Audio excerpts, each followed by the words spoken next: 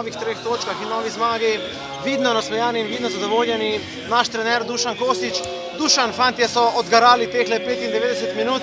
Kako ste vi videli tale dvoboj v Fazaneriji? Dobra, trda tekma na bom rekel, ne najboljšem igrišču.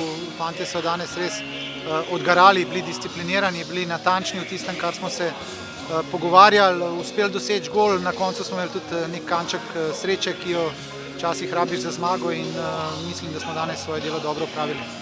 Po tistem drugem rumenem kartonu Žige Kovsa in izključitvi so Muraši več kot pol ure ostali z igralcem manj.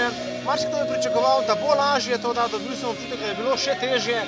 Žigo Kovsa so nadomestili domači gledalci.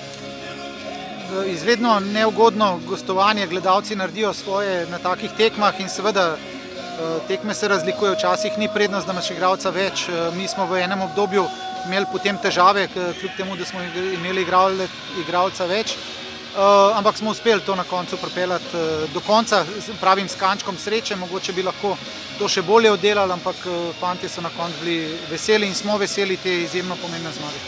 Dušan, zmaga v Kidričevem bi bila sanjski zaključek prvega dela sezone. Počasi, dajmo se poveseliti. V tej tekmi Kidričevo Aluminij je pokazal, da je izjemno neugoden nasprotnik, ni slučajno na 3. mestu in seveda bomo vse naredili, da bomo dostojen nasprotnik tudi na zadnji tekmi. Dušan, čestitke, hvala lepa in srečno.